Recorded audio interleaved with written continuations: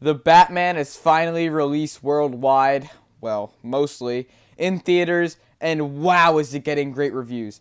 Matt Reeves' detective mystery thriller starring the Cape Crusader is being hyped up to be, well, on the internet, a 10 out of 10 masterpiece of a film.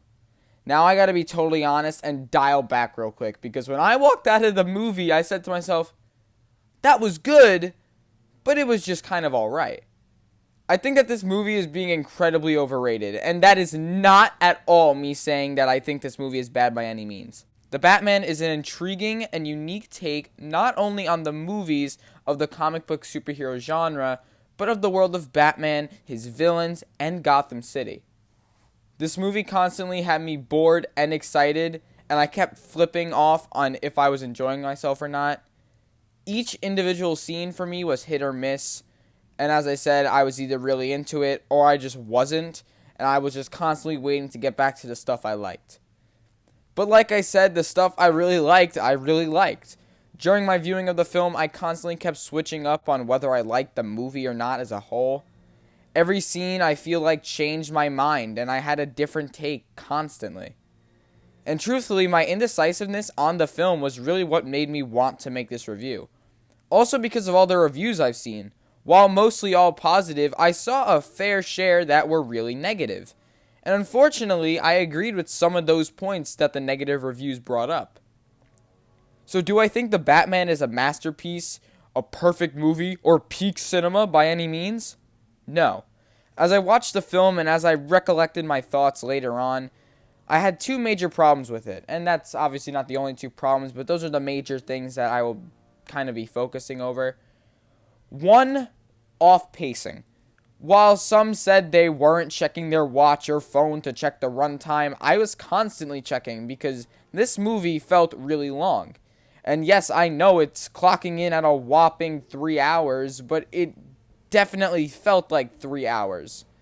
Now, okay, that sounds weird, but compared to Avengers Endgame, Endgame really flew by the first time I watched it. And while the two are totally different movies with different goals and different ambitions, they are both still the same runtime, just about, and I thoroughly enjoyed one more.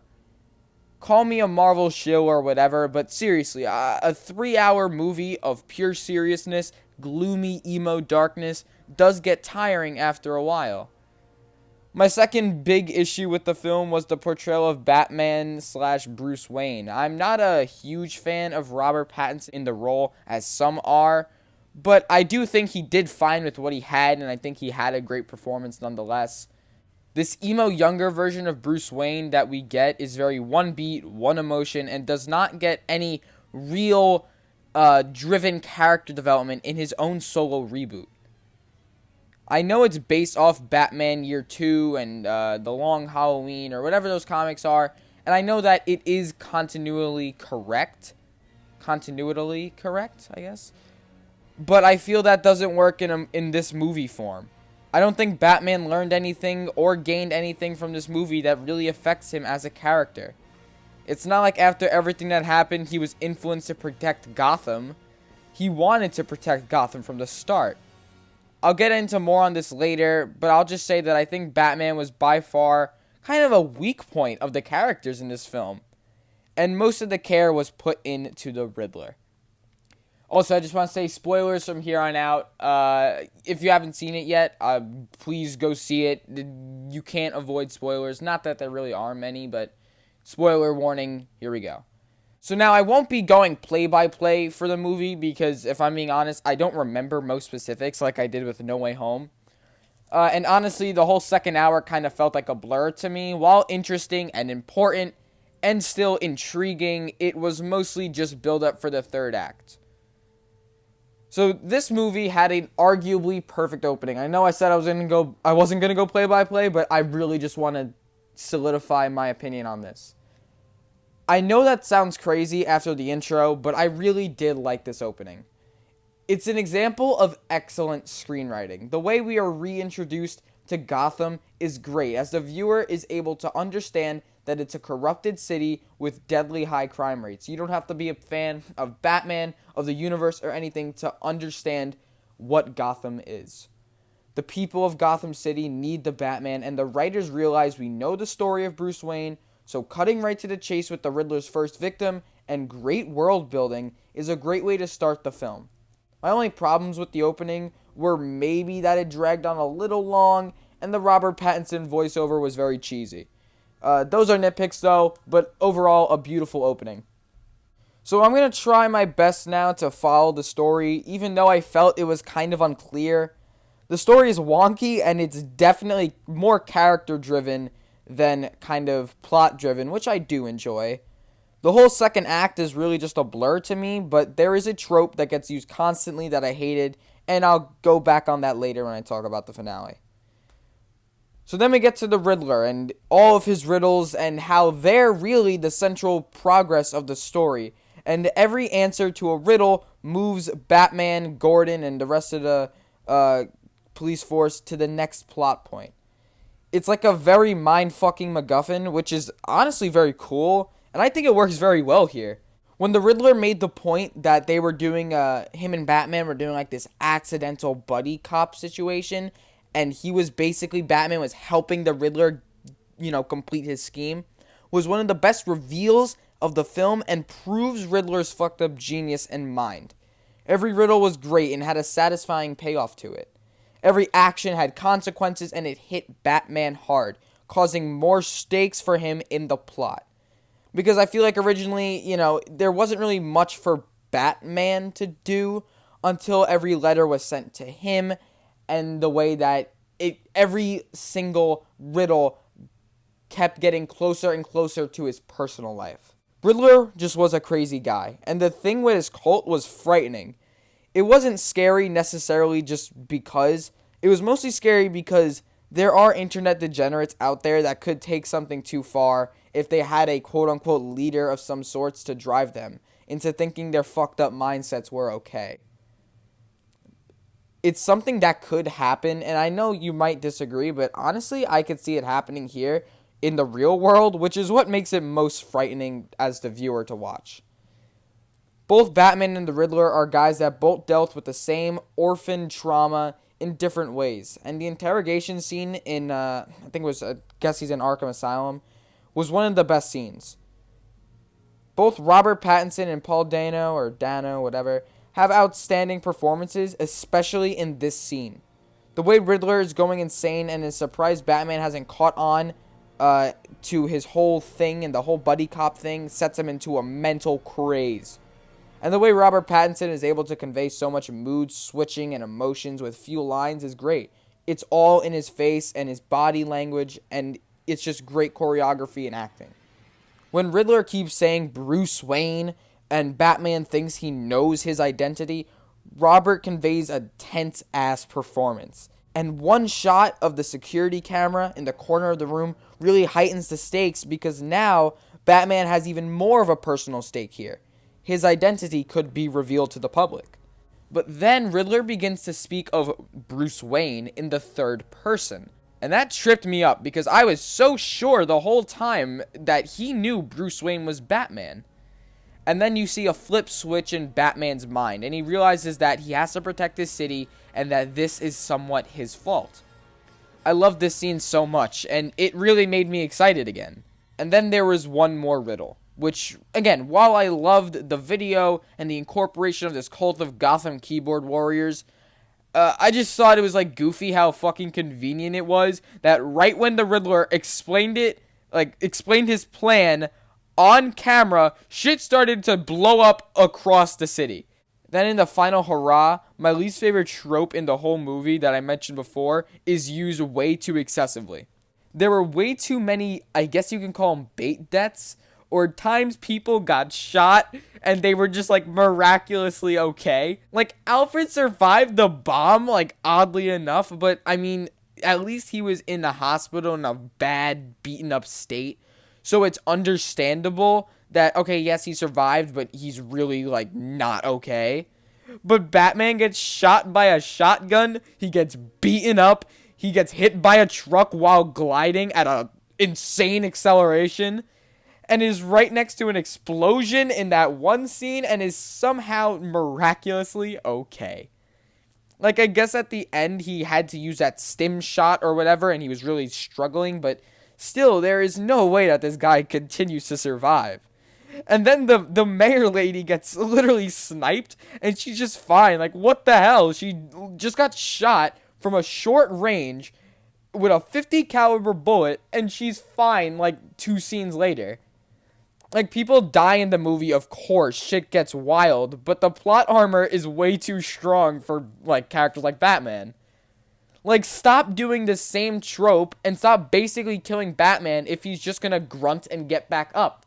Doing it once is fine to set the stakes, maybe twice, but doing it like 4 or 5 times is just goofy, because by the end of the movie, when he kept getting shot, I was like, there's no way he's dying. There's no reason to do this. It's not upping the stakes at all. And I understand perseverance and bravery and how it's so entwined with Batman's character, but this is still just a normal human guy. There is no way he can sustain explosions and a shotgun blast and still be able to hang off a moving ledge. But back to what I was saying before that little rant, this whole final battle I think is very messy, and there's no more story anymore. Now the riddles are finished. We know what he was planning, and Batman just has to stop the degenerate Riddler impersonators, which is fine because it's set up to pay off in conclusion, but I thought the finale was just a little over the top and definitely felt rushed.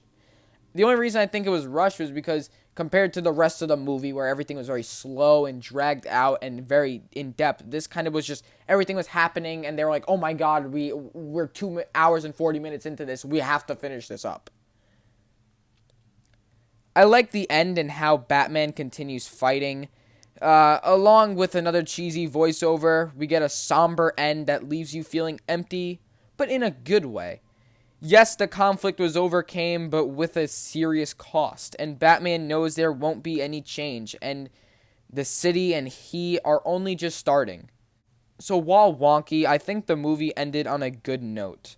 I don't know, man, maybe with another movie or a sequel or the spin-off shows, I'll look back on this one better, or maybe I just can't appreciate it now. I don't know, but even after writing this review, I still have mixed feelings. I talk about my overarching thoughts later in my conclusion, but I don't know, man. This movie's just full of stuff that I really thought worked and stuff that I just didn't.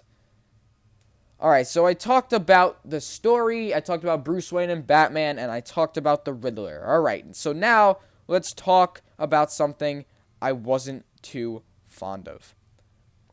My least favorite scenes were probably the ones where Bruce Wayne was outside of the Batman suit. Bruce comes off as a shy teenager, and his character arc never really moves forward.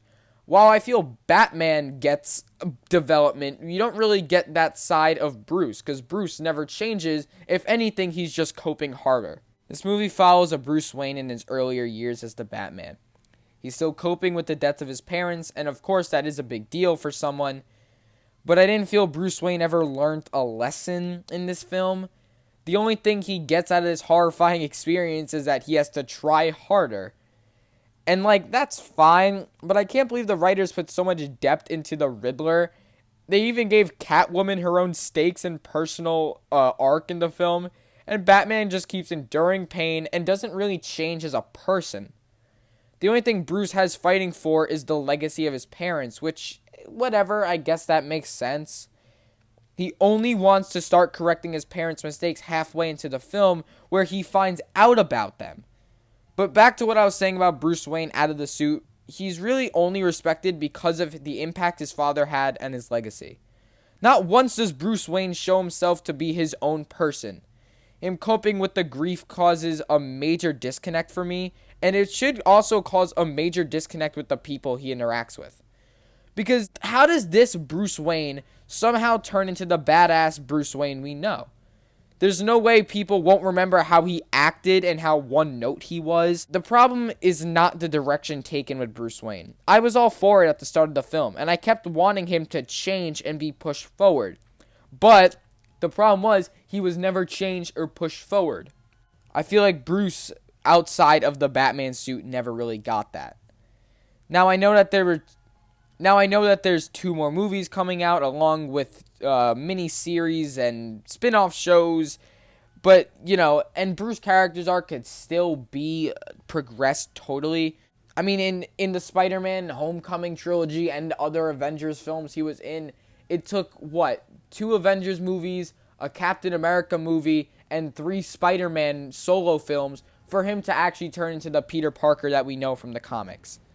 So maybe that's just a trend now. Maybe that's how we're going to get our comic book characters to become who they are, or their iconic version of who they are. So yeah, Bruce's character's arc, while somewhat non-existent, feels unsatisfactory and incomplete. I couldn't help but feel real disappointed with how Bruce Wayne was treated, and in how in a 3-hour thriller, there was no clear change, but hey, we'll see where he's taken in the next 2 movies. Selina Kyle's Catwoman did not need to be in this movie. Like, seriously, there was no need to really incorporate her or her story, but that doesn't mean I didn't like her by any means. I enjoyed Catwoman, and her thing with Batman was very interesting. I guess the only thing that her plot offered, even though I didn't really enjoy it too much, was that her father was the Rat. At least I think he was the Rat. Well, I don't know. But while enjoyable and Zoe Kravitz offering a great performance, she was kind of unnecessary, but I had a fun time nonetheless seeing her on screen. Then we have the Penguin, which was also extremely useless. Even more useless than Selina Kyle, he offers a few one-liners and doesn't do anything except help Batman and Gordon find the website of that one clue. That car chase scene was fun, though, and it looked very amazing. There were some sick shots of the Batman silhouette walking from the fire in that scene. That was a great scene. I guess he needed Penguin for that, but it really could have been anybody. Again, like Catwoman, an unnecessary addition, but a welcome one nonetheless. Alfred, Gordon, and then the other cops and characters all served their purpose fine and had the right amount of screen time. No complaints there. I like that Alfred was kind of underutilized.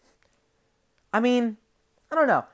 Honestly, I think it would have been more powerful if Alfred died. Like, I know it sounds horrible, but it's like, there was obviously a major disconnect between Alfred and Bruce in this movie. They did not have a very great relationship how we see in other forms of Batman media. But, yeah, I don't know. Maybe it would have been more powerful, but I guess I'm glad he's alright. He was very sidelined, Alfred, but, this was very focused on Batman. Maybe he'll come back in the next film and have a bigger plot line, but enjoyable. Andy Serkis did fine in the role, but, not too much from him there. But a movie isn't just driven by story and characters. This movie's cinematography is actually beautiful.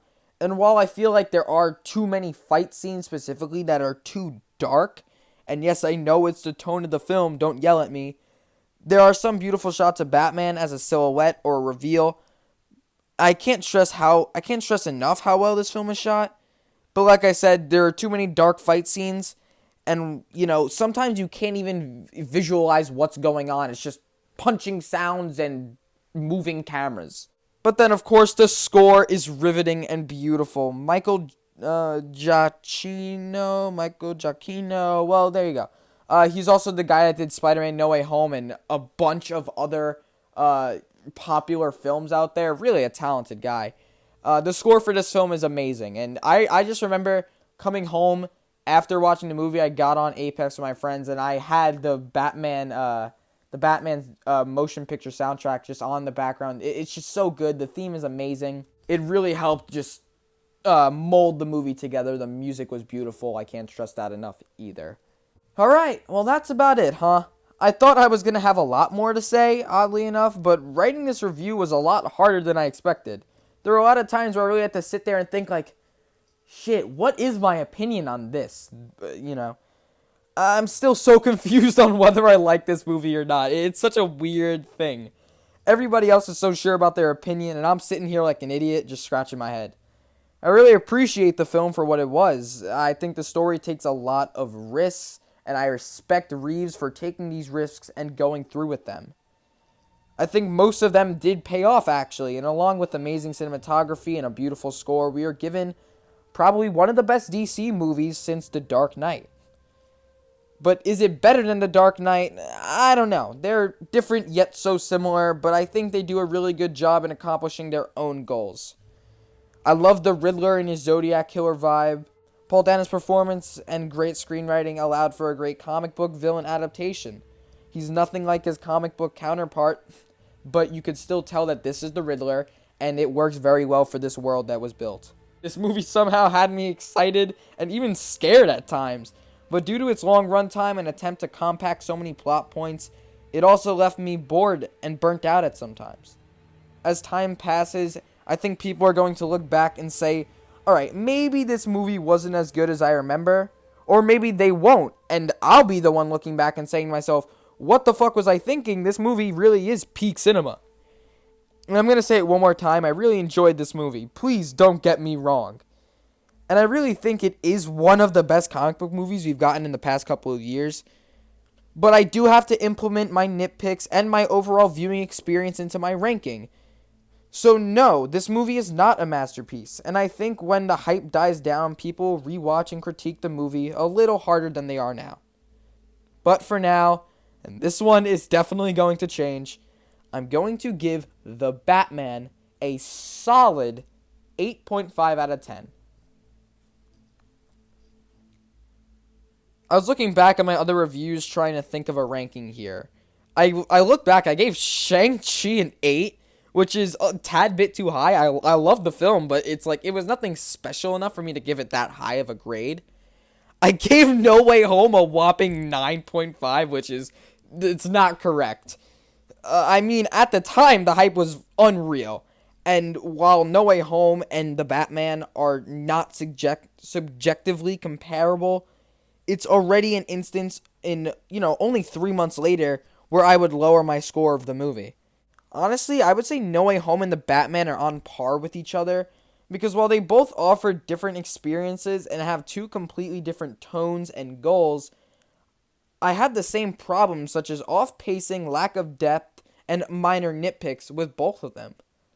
I think 8.5 may even be a little bit too high for Batman, but I'm gonna be objective because I can tell much care was put into the movie, and the stuff I really loved, I really fucking loved.